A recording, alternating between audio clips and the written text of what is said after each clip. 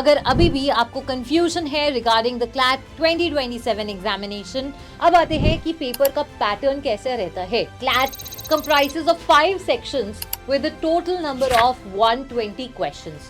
Usually हर passage से 5 questions आपसे पूछे जाते हैं which are multiple choice questions, but it can be deduced by good reading and fast analysis. Hello my dear students, how are you guys doing today? अगर अभी भी आपको confusion है regarding the CLAT 2027 examination, then I am here to tell you briefly about the examination. तो CLAT जो है हर साल दिसंबर में कंडक्ट होता है एंड जो ईयर क्लैट के आगे लगता है दैट इज क्लैट 2027, मतलब 2027 would be the year in which you will get into your college, but exam उसका कंडक्ट होने वाला है in the month of December 2026। तो पेपर का नाम बन जाता है CLAT 2027. So if you are somebody who is in 12th class appearing or has taken a drop, they can appear for CLAT 2027. चाहे आप कॉलेज में हो या फिर आपने प्रॉपर ड्रॉप लिया हो, that would not be an issue. अब आते हैं कि पेपर का पैटर्न कैसे रहता है। CLAT comprises of 5 sections with a total number of 120 questions.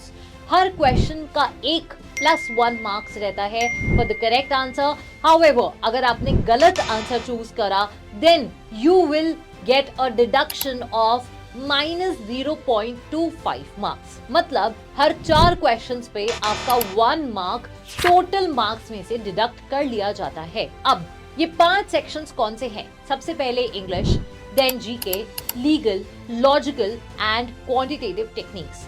इसका ऑर्डर शफल हो सकता है based on your paper code. तो 4 कोड्स होते हैं ABCD। पेपर जो है वो शफल हो सकता है, इसके सेक्शंस शफल हो सकते हैं, बट 5 ही सेक्शंस रहते हैं आपके 120 क्वेश्चंस में। This paper is comprehension based, तो यहाँ पर आपको पैसेज मिलता है and you have some questions following the passage. Usually हर पैसेज से 5 क्वेश्चंस आपसे पूछे जाते हैं which are multiple choice questions, जहां पर 4 ऑप्शंस आपको मिलेंगे जिसमें से आपको the most appropriate option choose करना होता है। यहाँ पर जो कॉम्प्रिहेंशन है वो जरूरी नहीं है कि आपका करेक्ट आंसर डायरेक्टली इंडिकेट कर रहा हो, but it can be deduced by good reading and fast analysis.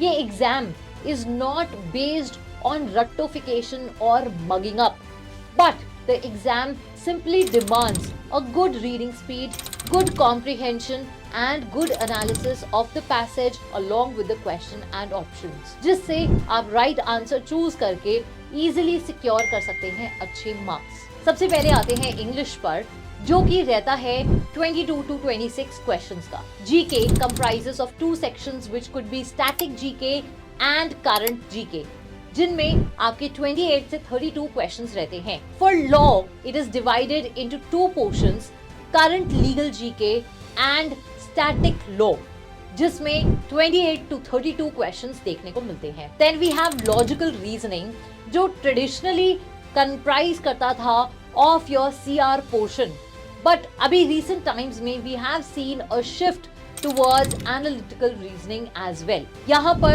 22 to 26 questions रहते हैं for the logical portion. And last but not the least is the quantitative techniques part or the QT portion, जहाँ पर आपका syllabus confined रहता है to specific topics and questions lie between 10 to 14. Total 120 questions 120 minutes में आपको appear करना पड़ता है and this is an offline pen and paper mode paper. It is quite easy to crack if you prepare strategically. So all the very best and I hope you succeed.